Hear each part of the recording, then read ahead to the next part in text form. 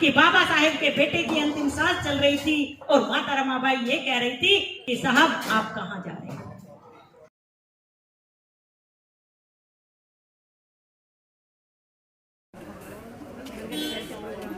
नमस्कार।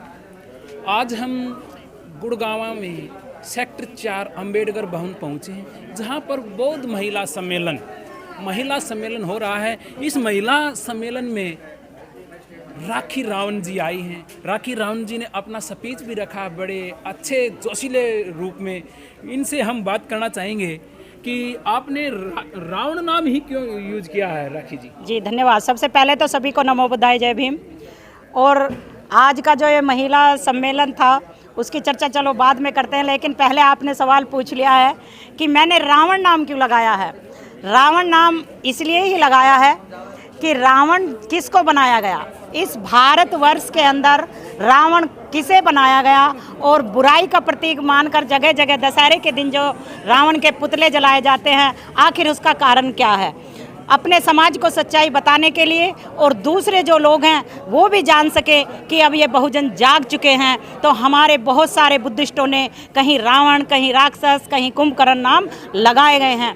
रावण की अगर मैं बात करती हूँ तो रावण बृहदर्थ मौर्य को बनाया, जिसका वध पुष्यमित्र शुंग ने विजयदशमी के दिन, जिस दिन सम्राट अशोक बुद्ध की शरण में गए थे, उन्होंने विजयदशमी के रूप में ये त्यौहार मनाया।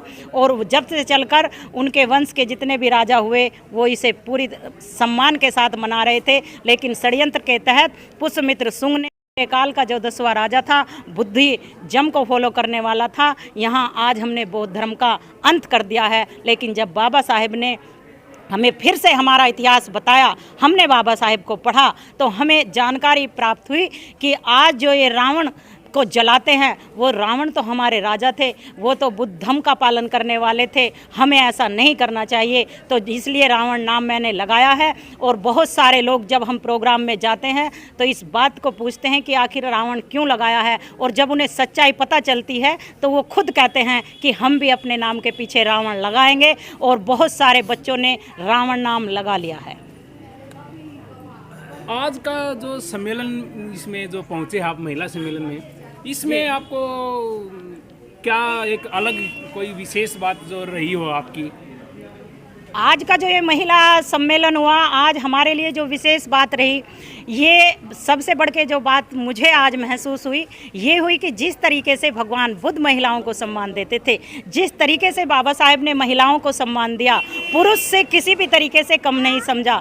भगवान बुद्ध ने महिलाओं को अपने धम्म में शामिल किया, उन्हें भी धर्मगुरु यानी कि भिक्षुणी तक बनाया कि तुम समाज को सुधारने का दिशा निर्देश देने का काम कर सकती हो, घर को तो संभाल ही सकती हो लेकिन समाज को भी संभालने का काम महिला कर सकती हैं। तो वही मान सम्मान बाबा साहेब ने भी लौटाया, और वही मान सम्मान आज इस महिला सम्मेलन में आकर जो भारतीय बौद्ध महासभा से जुड़े हैं, जिन्हें मैं जानती हूँ, उनका नाम इस इंटरव्यू में मैं ज़रूर बताऊंगी कि जिनका फ़ोन मेरे पास गया, श्रद्धेय कपूर सिंगल जी और जितेंद्र जी, तो मैं उनका बहुत बहुत आभार व्यक्त करती हूँ कि उन्होंने वही सम्मान आज महिलाओं को लौटाया कि संचालन भी महिला करेंगी, अध्यक्ष भी महिला होंगी और वक्ता भी महिला होंगी। तो ये है बौद्ध धर्म, और इसी के अनुसार अगर पूरे देश में ऐसी ऐसी सभाएं चलती रहेंगी तो वो दिन दूर नहीं। बहुत सारे लोग कहते हैं बाबा साहब का स्वप्न पूरा नहीं, हम बाबा साहेब का स्वप्न कभी नहीं कहते, बाबा साहेब का संकल्प था।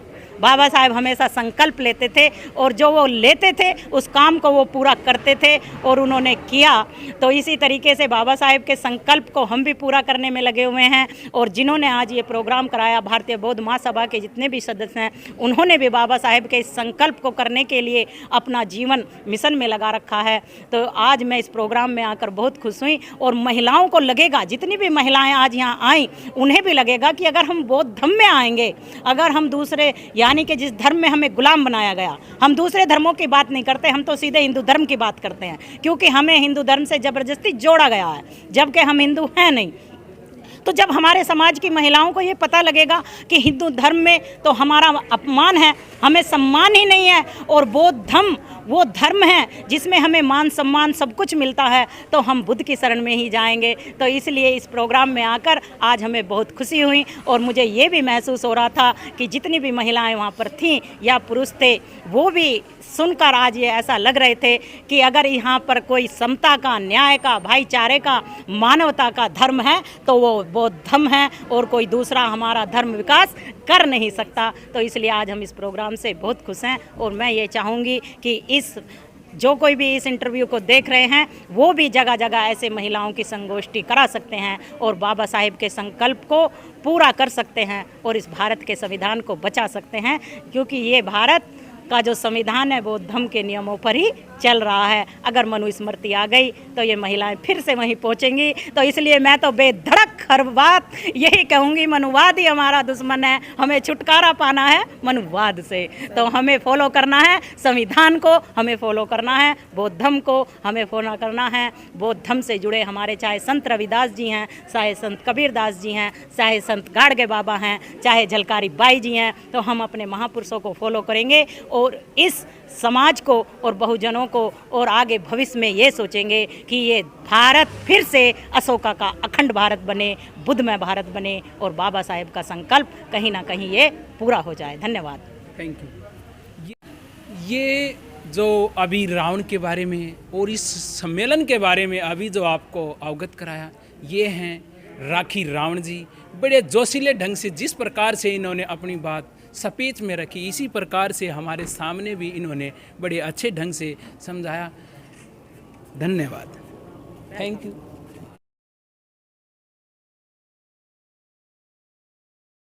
बन गए, वकील बन गए, कपड़े पहने, बैरिस्टर बन गए, कमिश्नर बन गए, लॉयर बन गए, टीचर बन गए, बोलने लग गए, गूंगों में आवाज आई, कानों में पत्थर डलने बंद हो गए और मूर्ति पूजा बंद हो गई।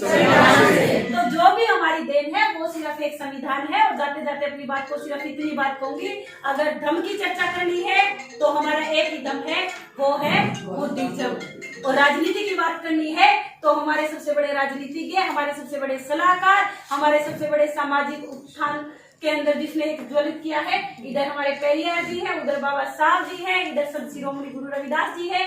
ये हमारे आइडियल है। इनसे अलग बहुत सारे आइडियल हैं जिनकी फोटोज वगैरह यहाँ नहीं है, लेकिन पता होना चाहिए उसके बारे में। ज्यादा आगे पढ़ना है तो संविधान से आगे जाने की हमें कोई जरूरत नहीं है। जो है बाहर जाओगे तो टाइम भी वेस्ट, एनर्जी भी वेस्ट, सब कुछ वेस्ट होगा। हमें आगे आने वाली नस्लों को बचाना है, उन्हें खत्म। इन्हीं शब्दों के साथ दोबारा से क्रांतिकारी जय भीम, जय भारत, नमो।